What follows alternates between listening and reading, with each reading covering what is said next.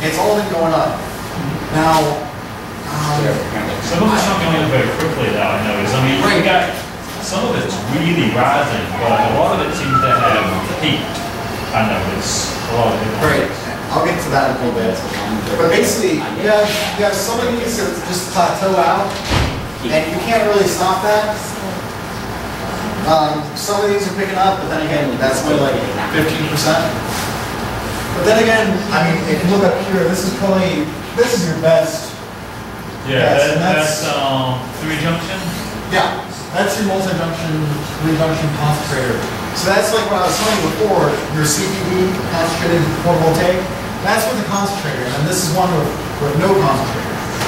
And that's a, which is going to go up 45. So this is without a concentrator, that one is with the concentrator. So Okay. this is with the lens, without the lens. And then those ones that down to the rising directly, that's the organics. Isn't it? Yes, these are the organics. They gave you about 10%. So those are real new and according to the graph they are, but those are rising. If you look at it, the first several of them are university ones, which are more or less just proof of concept that yes, an organic chemical can, or an organically made solar panel can put any voltage out at all. Yeah, but later on, you know. Yeah, you see it taking off and getting more commercial research. Or UCLA. Yeah. But I don't think that you're ever going to see organics go past 20%. But if they can get cheap. They're very cheap, Yeah. So instead of pouring out so much money to pay for your silicon-based solar cells, you know, if these are just coming from like lemon juice and like, you know, some weird mixture, you can easily just buy these for like dollars or so. And there's your big thing with solar panel or solar photovoltaics is your cost per watt or Yeah. cost per watt.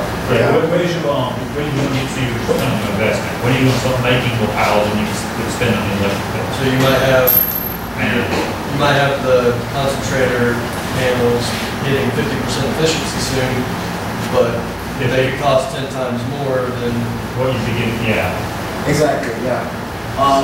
So I would see that there would probably be like a better application for organic cells with like developing roads and stuff like that. You know, if you want to electrify a rural area and they don't really have access to either pay for all this stuff.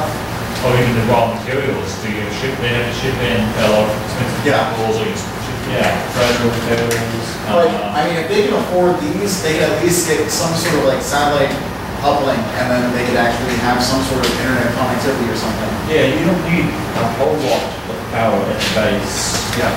And right now, Those I don't know a whole lot about them. But I do know what I was trying to explain about this is these are sort of following like Moore's law. You know, you start out, everything's sort of like down here, and then is everyone familiar with Moore's law? Where every 18 months technology doubles and price drops. Yeah. This is basically going the same way. So I mean, down here, the one thing that would probably be more important on this chart would be the cost of the price. But at the very beginning, you know, these type of solar cells, they would probably be like $1,000 a solar cell or something. And then these would be so expensive that no one could actually afford them. And then getting up here, you know, maybe you'd be able to start affording them. But only at this point are people actually able to afford them to actually put them on their house and stuff like that. and you're starting to see where the price point's going to be low enough that for the smaller ones, you know, for your little stick lights that you stick in your driveway, it's becoming commercially viable. Yeah. And it only gets better after time. Even now you're seeing 5 or 6 years ago, the only thing you could get was the little 1 LED stick lights. Now you're seeing where you can get garage lights that run on a solar panel that are of a reasonable cost compared to their regular wired counterparts.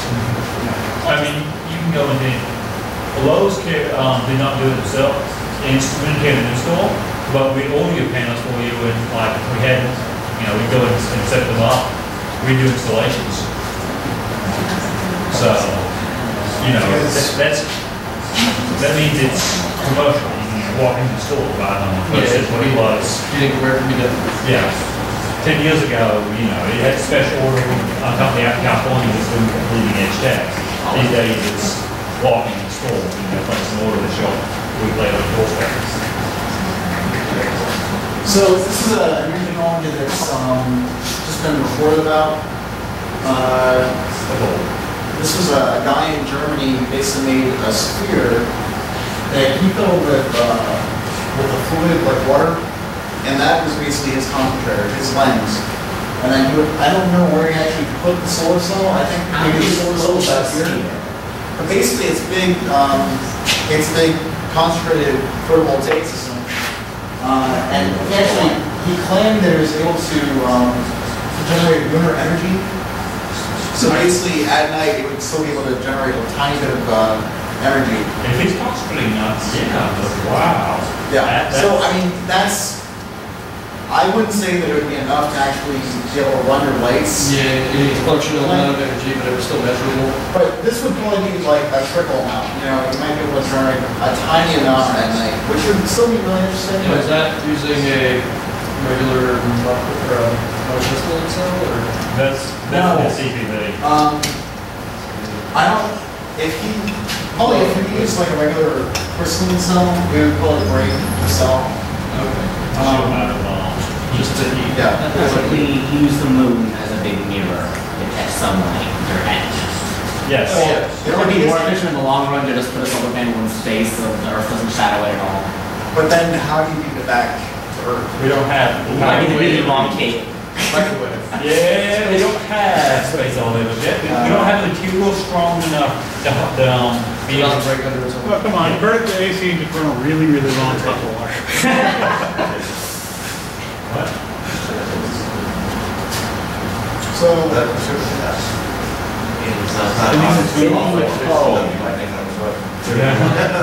It's got solar cells all the way around it.